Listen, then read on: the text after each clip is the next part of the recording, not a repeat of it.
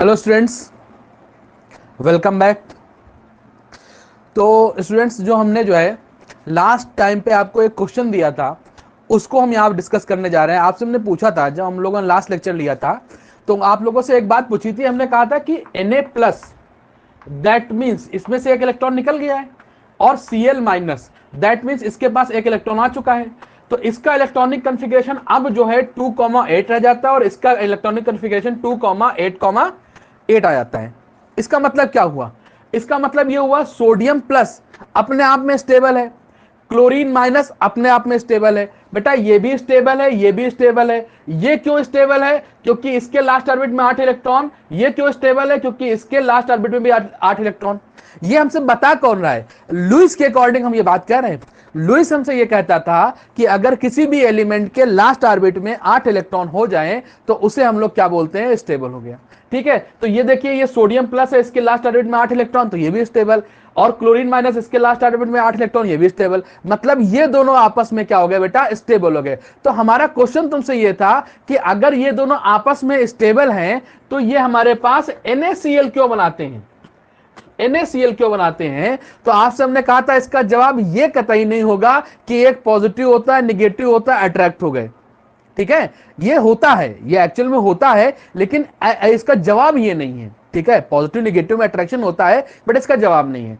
अब जरा सुनना, इसका जवाब क्या है, इसमें छुपा हुआ है। देखो, हमने किया क्या? हमने सोडियम से एक इलेक्ट्रॉन निकाला और हमने Cl को एक इलेक्ट्रॉन दिया। जरा समझना इस बात को कि हमारे पास ये Na है, ये हमारे पास Na है। Na से हमें एक इलेक्ट्रॉन को निकालना है। ध्यान देना, अगर Na है वो मेटल है, तो मेटल हमेशा सॉलिड के फॉर्म में होते हैं, कुछ एक मेटल को छोड़ के। ठीक, तो ये हमारे पास सॉलिड के फॉर्म में है। ठीक है, इसमें से हमको एक इलेक्ट्रॉन निकालना है। अगर थोड़ी सी डॉक्टर साहब आप लोगों ने केमिस्ट्री कहीं पढ़ी होगी और उसमें पीरियोडिक टेबल पढ़ा होगा, तो पीरियोडिक टेबल में एक डेफिनेशन होती है आयोनाइजेशन की। आप लोगों ने पढ़ा होगा कि आयोनाइजेशन का मतलब इलेक्ट्रॉन को एटम से निकाल लेना। ये अगर पढ़ा है तो बिल्कुल गलत पढ़ा है, निहायती गलत पढ़ा है। आयोनाइजेशन की डेफिनेशन ये होती है किसी भी आइसोलेटेड गैसियस एटम से, ध्यान देना, आइसोलेटेड गैसियस एटम से एक इलेक्ट्रॉन को निकाल लेना, वो होता है आयोनाइजेशन। बात समझ में आ रही कि नहीं आ रही है? हमेशा कोई भी एटम अगर हम लेंगे, उसमें से इलेक्ट्रॉन को निकालना है। ठीक है, तो इलेक्ट्रॉन को निकालने को बोलते हैं हम लोग आयोनाइजेशन बोलते हैं। उसका आयोनाइजेशन हो गया तो उसमें से जो एनर्जी रिलीज होती है उसे हम लोग बोलते हैं आयोनाइजेशन एनर्जी। सॉरी, एनर्जी जो एब्जॉर्ब होती है उसे हम लोग बोलते हैं आयोनाइजेशन एनर्जी। ठीक है, और ये आयोनाइजेशन किसी एटम का जो होता है वो हमेशा आइसोलेटेड होता है और गैसियस होता है।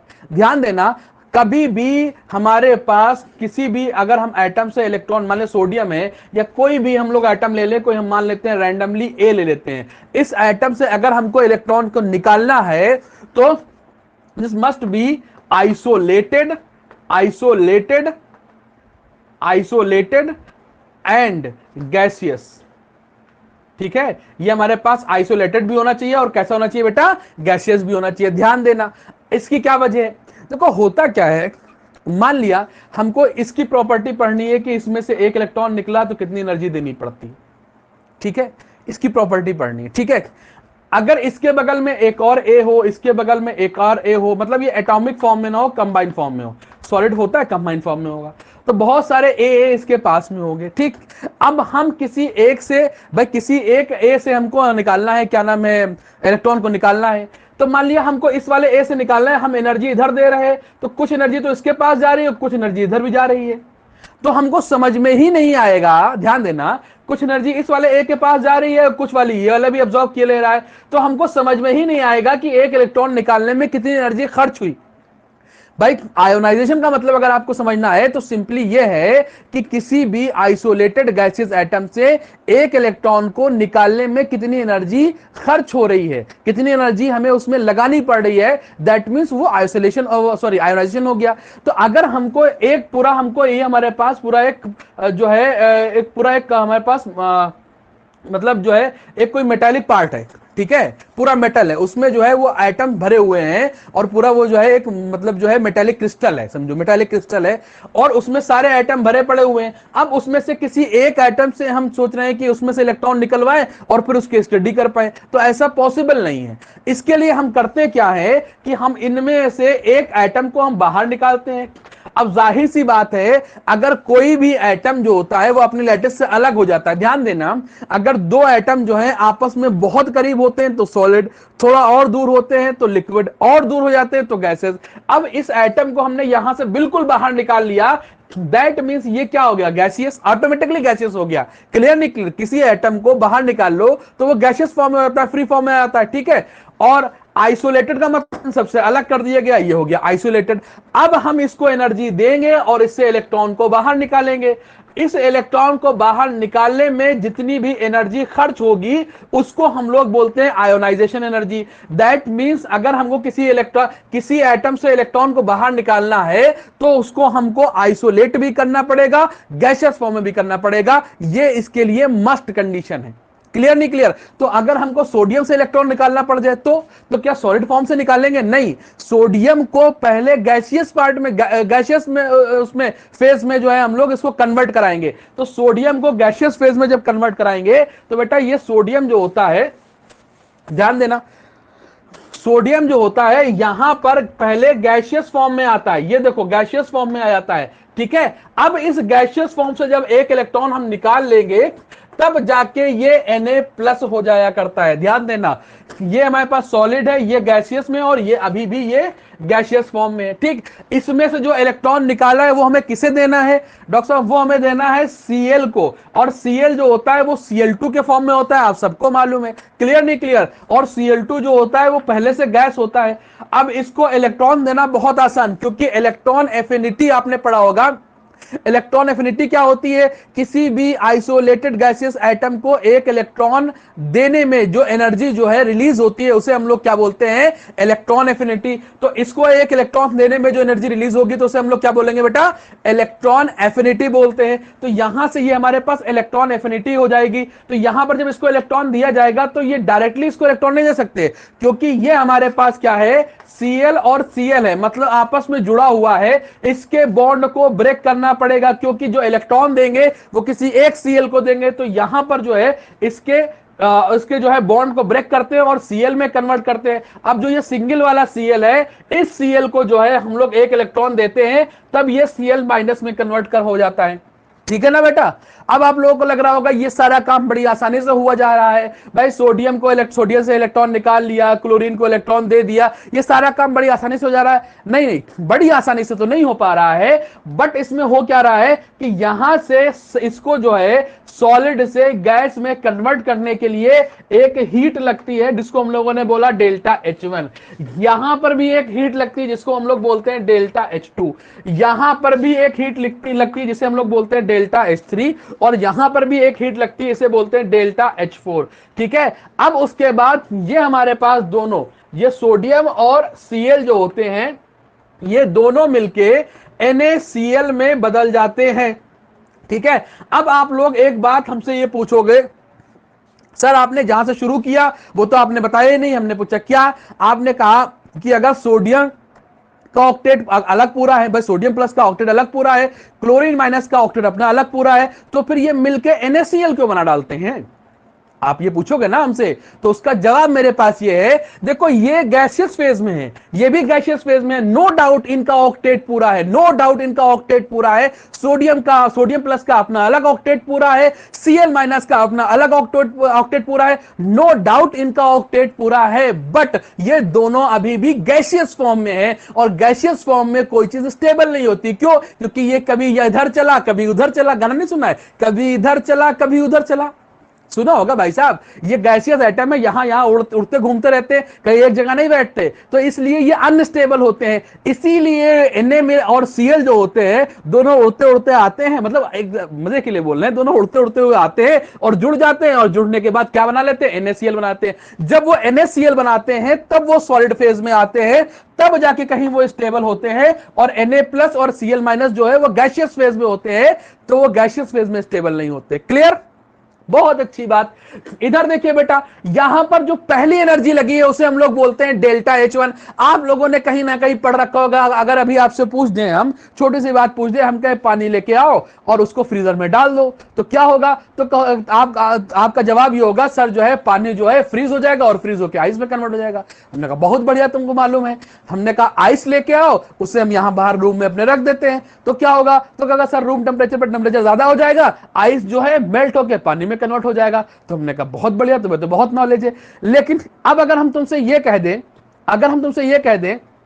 कि अगर पानी को हम लोग गर्म कर दें, तो आप कहोगे सर वो वेपर में कन्वर्ट हो जाएगा, और इसको हम लोग वेपराइजेशन बोलते हैं। जिस तरीके से बर्फ का पिघलना मेल्टिंग होता है, जिस तरीके से पानी का जमना फ्रीजिंग होता है, जिस तरीके से पानी का वेपर में कन्वर्ट होना वेपराइजेशन होता है, उसी तरीके से अगर किसी भी लिक्विड का डायरेक्ट अगर किसी भी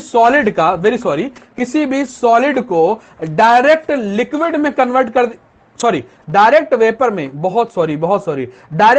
में अगर कन्वर्ट कर दिया जाए, तो उस प्रोसेस को बोलते हैं सब्लिमेशन। क्या बोलते हैं बेटा? सब्लिमेशन बोलते हैं। ध्यान देना, अगर कोई सॉलिड है उसे हम लिक्विड में कन्वर्ट करना चाहें, तो इसको बोलते हैं मेल्टिंग। अभी आप लोगों ने बताया, आपने कहा आइस को हम लोग अगर पिघला दें और वो पानी में कन्वर्ट हो जाए, देखो सॉलिड से लिक्विड हो रहा है, किसी भी सॉलिड को लिक्विड में कन्वर्ट कराना, इसको हम लोग बोलते हैं मेल्टिंग।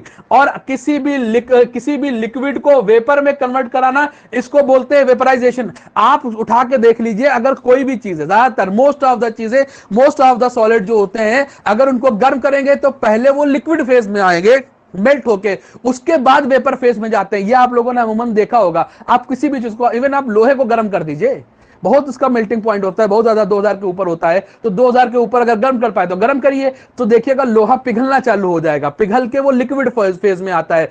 और अगर आपकी अब हिम्मत पड़े और आपकी कुव्वत हो, ताकत हो, आपके पास पैसा बहुत ज्यादा बह रहा हो, तो उसे और गर्म करे तो वो वेपर में भी कन्वर्ट हो सकता है।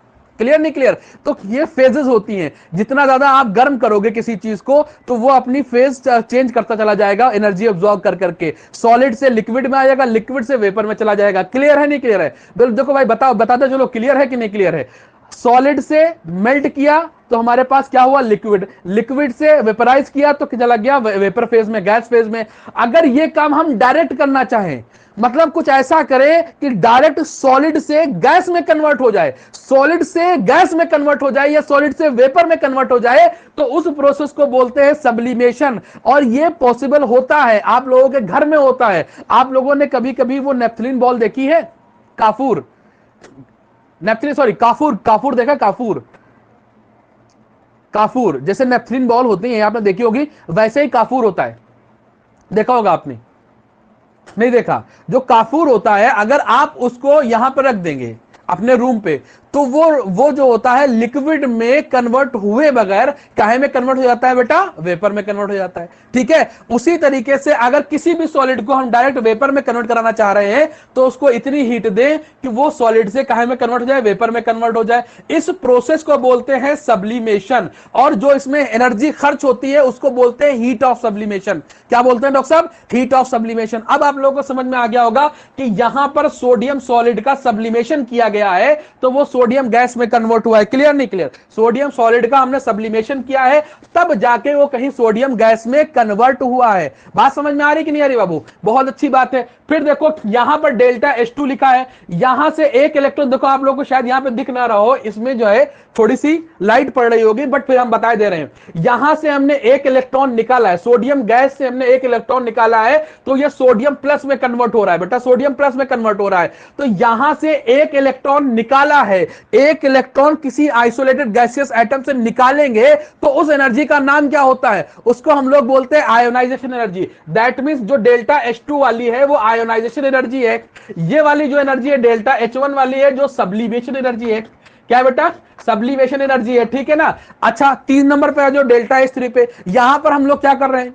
सिंपली आपको दिख रहा है यहां पर दो एटम के बीच का जो बॉन्ड है उसको हम तोड़ रहे हैं, तो बॉन्ड के डिसोसिएशन की एनर्जी है, बॉन्ड के टूटने की एनर्जी है, तो इसको हम लोग बोलते हैं बॉन्ड, इसको हम लोग बोलते हैं bond dissociation, dissociation, dissociation energy. ठीक है, इसको हम लोग बोलते हैं बॉन्ड डिसोसिएशन एनर्जी। ठीक है, और चौथे नंबर पे आइए, आपको सबको डेफिनेशन याद होगी, नहीं याद है तो मैं बता दे रहा हूं कि अगर किसी आइसोलेटेड गैसियस एटम को एक इलेक्ट्रॉन देते हैं, लेते नहीं, देते हैं, लेते हैं तो वो आयोनाइजेशन होता है, देते हैं तो वो इलेक्ट्रॉन एफिनिटी होता है। किसी भी आइसोलेटेड गैसियस एटम को अगर हम एक इलेक्ट्रॉन देते हैं तो उसमें कुछ अमाउंट ऑफ एनर्जी निकलती है, ध्यान देना, कुछ अमाउंट ऑफ एनर्जी निकलती है, जो अमाउंट एनर्जी का निकलता है उसे हम लोग बोलते हैं इलेक्ट्रॉन एफिनिटी। फिर ध्यान देना, इलेक्ट्रॉन एफिनिटी और आयोनाइजेशन में कंफ्यूज मत हो जाना।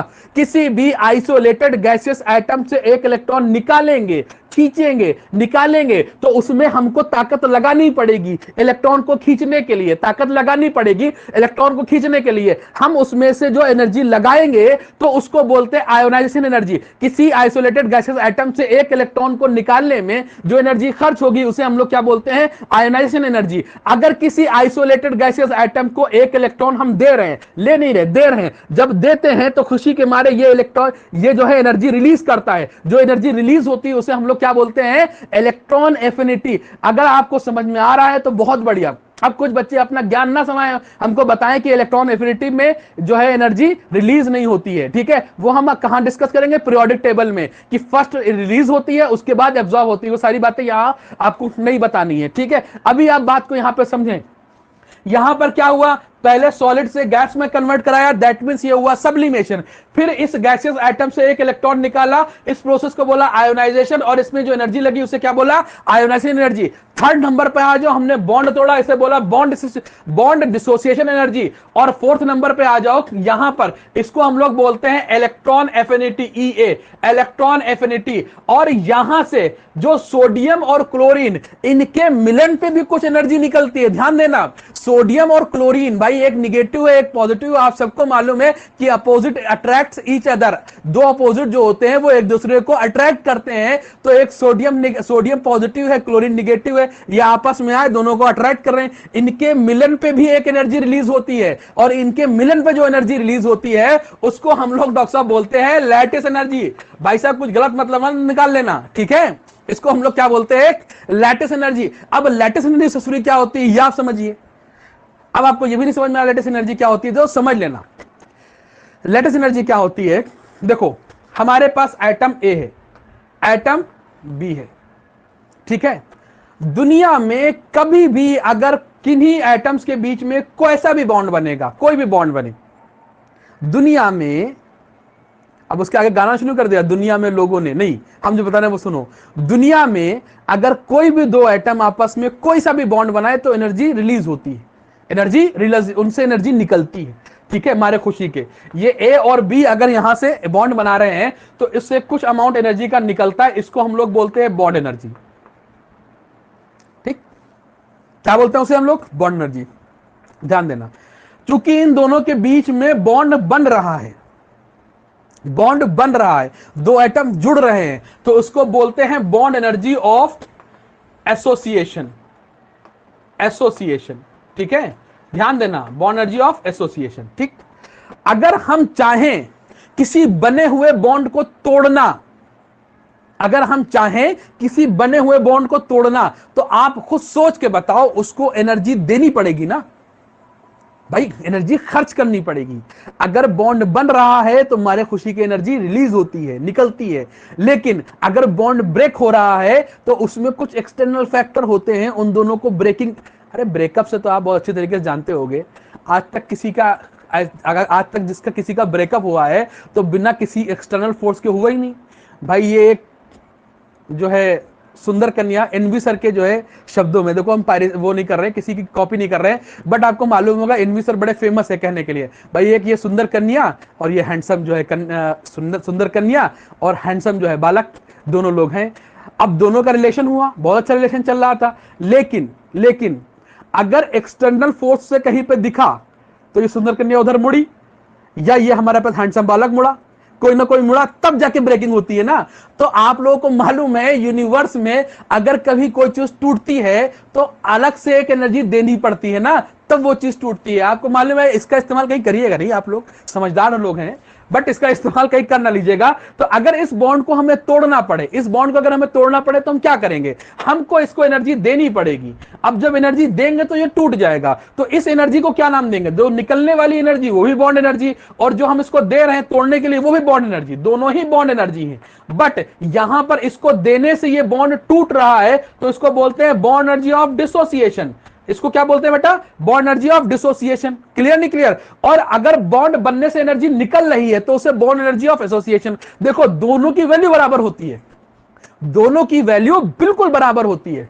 अगर 1 मोल बॉन्ड आप बना रहे हो तो जब बॉन्ड बनता है तो एनर्जी रिलीज होती है। मान लिया 10 किलो कैलोरी एनर्जी एक मोल बॉन्ड कोई स्पेसिफिक के लिए, मान लिया ए और बी जो हमारे पास है, इसको बनाने के लिए 10 किलो जूल जो है हमारे पास एनर्जी हमको इसमें से रिलीज हुई।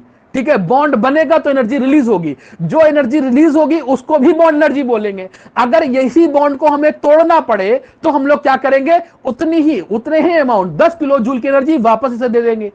ठीक है, वापस जब एनर्जी देंगे तो ये दोनों आपस में ब्रेक हो जाएंगे, बॉन्ड इनका ब्रेक हो जाएगा। तो बॉन्ड तोड़ने में एनर्जी हमें देनी पड़ती है और बॉन्ड बनाने में एनर्जी रिलीज होती है। तो जो बॉन्ड बनाते हैं उसमें जो एनर्जी रिलीज होती है उसे बोलते हैं बॉन्ड एनर्जी ऑफ एसोसिएशन, क्योंकि बनने वाली एनर्जी है, बॉन्ड बन रहा है। और बॉन्ड के टूटने में जो एनर्जी दी जाती है उसको भी बॉन्ड एनर्जी बोलते हैं, बट उसका नाम जो होता है वो होता है बॉन्ड एनर्जी ऑफ डिसोसिएशन। उसका क्या होता है बेटा नाम, बॉन्ड एनर्जी ऑफ डिसोसिएशन होता है। क्लियर नहीं क्लियर, बात समझ में आ गई। बॉन्ड का बनने में जो एनर्जी लगे वही बॉन्ड एनर्जी, बॉन्ड के टूटने में जो एनर्जी लगे वही बॉन्ड एनर्जी। बॉन्ड के बनने में एनर्जी हमेशा रिलीज होती है और बॉन्ड के टूटने में एनर्जी हमें देनी पड़ती है। जो बाहर एनर्जी रिलीज होती है उसे बोलते हैं बॉन्ड एनर्जी ऑफ एसोसिएशन, क्योंकि बॉन्ड बन रहा होता है। जो तोड़ने में दी जाती है उसे बोलते हैं बॉन्ड एनर्जी ऑफ डिसोसिएशन, क्योंकि बॉन्ड ब्रेक हो रहा होता है। क्लियर, बेटर भी बात समझ में आ गई। चलो आपको बॉन्ड एनर्जी तो समझ में आ गई। अच्छा, फिर लैटिस एनर्जी सर बता रहे थे, लैटिस से बॉन्ड एनर्जी कहां पहुंच गए। ध्यान देना, हमारे पास जैसे ये हमारे पास Na प्लस है, Cl माइनस है, Na प्लस है, Cl माइनस है, Na प्लस है, Cl माइनस है, Na प्लस है, Cl माइनस है, Na प्लस है। कुछ इस तरीके से होगा। क्लियर नहीं क्लियर। आयोनिक मॉलिक्यूल होगा, ऐसे ही होगा। देखो हमेशा आयोनिक मॉलिक्यूल में पॉजिटिव के बाद निगेटिव होगा, इनके बीच में इलेक्ट्रिक लाइन ऑफ फोर्सेस होगी, अट्रैक्शन लगा होगा। आपको कल वाला लेक्चर याद आना चाहिए, कौन सा फोर्स लगता है, इलेक्ट्रोस्टैटिक फोर्स ऑफ अट्रैक्शन। बहुत बढ़िया बात है। इधर ये भी, इनके बीच में भी यही अट्रैक्शन लग रहा होगा, इधर इनके बीच में भी, इनके बीच में भी, इनके बीच में भी, सब की तरफ अट्रैक्शन लग रहा है। पॉजिटिव निगेटिव एक दूसरे को खींच रहे हैं। ठीक है, अब ये सारे आपस में जुड़ गए, किससे जुड़े, इलेक्ट्रोस्टैटिक फोर्स ऑफ अट्रैक्शन है। अब देखो ये सोडियम है, ये इधर भी किसी ना किसी क्लोरीन से जुड़ा होगा, ये सोडियम इधर वाला भी जुड़ा होगा कहीं ना कहीं, ये क्लोरीन भी आगे फर्दर जुड़ा होगा, ये भी जुड़ा होगा। तो ये आपस में जो जुड़ गए हैं, जो ये आपको दिख रहा है, ये कैसा दिख रहा है। जो हिंदी मीडियम बच्चे हैं वाले बच्चे हैं उनको मालूम होगा, ये जाल की तरीके से दिख रहा है। अरे जाल देखे हो, मछली पकड़े हो, नहीं पकड़े हो, बहुत शहर के हो, पौष इलाके से आते हो ना।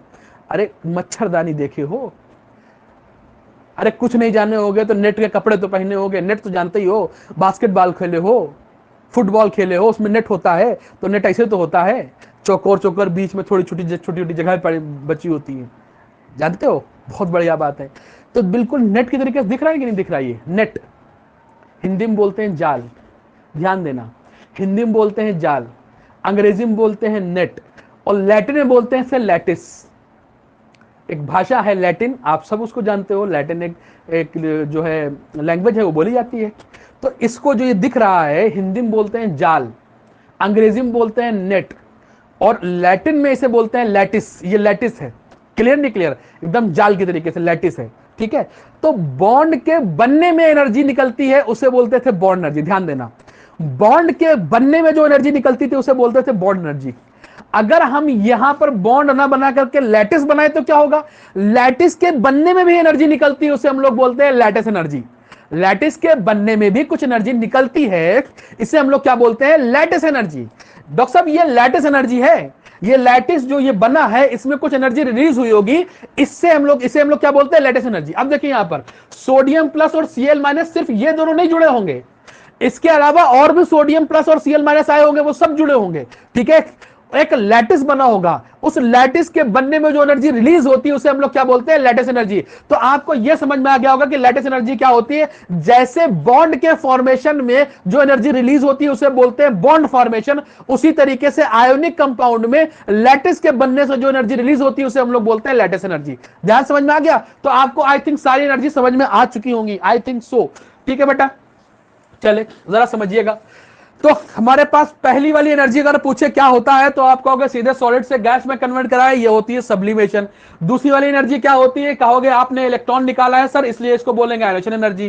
फिर थर्ड वाली एनर्जी पूछे क्या होगा तो आप कहोगे इसमें चूंकि आपने बॉन्ड ब्रेक कराया है इसलिए इसे बोलेंगे बॉन्ड डिसोसिएशन एनर्जी। ठीक है, आप पूछोगे, हम पूछेंगे चौथी वाली एनर्जी क्या है, कहोगे आप कहोगे सर इसमें आपने एक इलेक्ट्रॉन दिया है तो इसकी वजह से इसको बोलेंगे इलेक्ट्रॉन एफिनिटी। हम कहेंगे जो पांचवी एनर्जी है डेल्टा H1, जो ये डेल्टा H5 ये फिफ्थ एनर्जी है, वो हमारे पास लैटिस एनर्जी है। तो आप कहोगे सर चूंकि आयोनिक कंपाउंड है इन्होंने लैटिस फॉर्म की होगी जिससे एनर्जी रिलीज हुई होगी इसलिए इसको बोलते हैं लैटिस एनर्जी। तो आपको पांचों एनर्जी याद हो गई।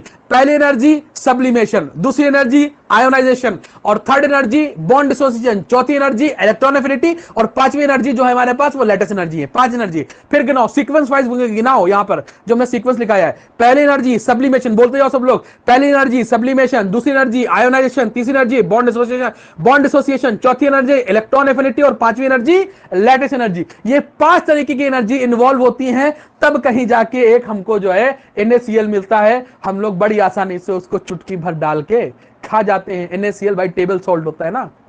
अभी तक हम लोगों को लगता था आयोनिक बॉन्ड बहुत आसान होता है, बहुत इजीली बन जाता है, ऐसे नहीं बनता आयोनिक बॉन्ड। आयोनिक बॉन्ड बनाने में ये पांच तरीके की एनर्जी इन्वॉल्व होती हैं, ठीक है। और जो ये हमारे पास बना है इसको हम लोग बोलते हैं हैबर्स साइकिल। क्या बोलते हैं, हैबर्स साइकिल, क्योंकि इसको जो है हमको हैबर ने दिया था। क्लियर नहीं clear, bond Haber, bond Haber cycle बोलते हैं। क्या बोलते हैं बेटा, बॉन्ड हैबर साइकिल बोलते हैं, क्योंकि इसको हमको बॉन्ड हैबर ने बताया था इसलिए उसी के नाम पे बॉन्ड हैबर साइकिल बोल दिया। क्लियर, कोई डाउट बोलो बेटा, नहीं बात समझ में आ रही है, बहुत अच्छी बात है। अच्छा, कुछ और कॉन्सेप्ट की बात कर लेते हैं, कुछ और चीजें की बात कर लेते हैं। जरा एक बात बताइएगा सर आप हमको, जैसे मान लेते हैं ह्यूमन नेचर के बारे में।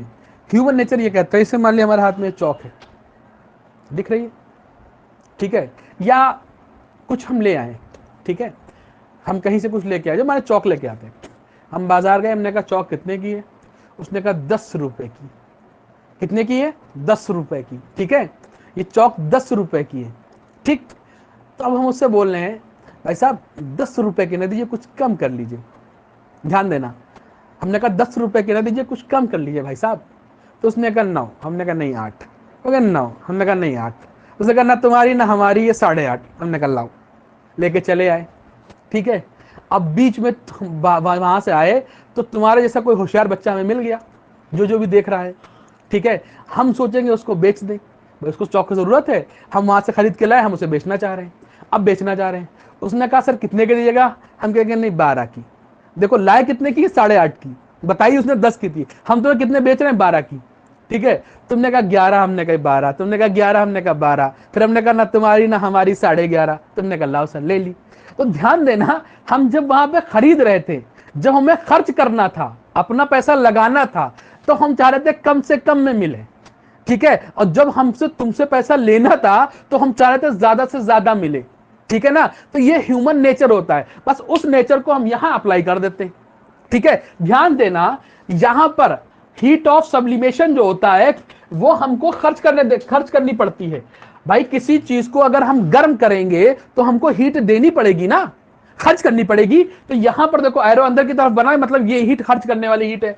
आयोनाइजेशन में भी भाई उसमें से एक इलेक्ट्रॉन निकाल रहे हैं, एक इलेक्ट्रॉन निकाल रहे हैं, दैट मींस उसमें भी हमको हीट जो है खर्च करनी पड़ रही है, खींच के बाहर निकाल रहे हैं ना हम, तो उसमें भी हमको हीट खर्च करनी पड़ रही है, तो इसमें भी हीट खर्च करनी पड़ेगी। फिर देखो हमको बॉन्ड तोड़ना है डॉक्टर साहब, बॉन्ड। अरे बॉन्ड को तोड़ना पड़ेगा, तब भी तो हमको हीट खर्च ही करनी पड़ेगी भाई साहब। किसी चीज को तोड़ने में एनर्जी लगानी पड़ती है, हमने एनर्जी लगाई है इसमें। आइए इधर आ जाइए। फिर हमारे पास यह है इलेक्ट्रॉन एफिनिटी।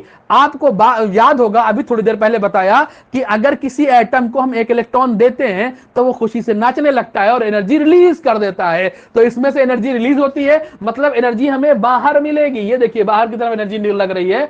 और लैटिस एनर्जी, क्योंकि आपको मालूम है अगर बॉन्ड बनता है तब भी एनर्जी बाहर की तरफ जाती है, निकलती है, उसे हम लोग को बोलते हैं बॉन्ड एनर्जी। वैसे ही जब लैटिस बनेगा तब भी एनर्जी बाहर की तरफ रिलीज होगी, उसे बोलते हैं हम लोग लैटिस एनर्जी। तो इसमें भी जो एनर्जी जो होगी वो बाहर की तरफ निकलेगी, इसे हम लोगों ने क्या बोला बेटा, लैटिस एनर्जी। तो हमारे पास 1 2 3 एनर्जी ऐसी है जहां पे हमें खर्च करना पड़ रहा है।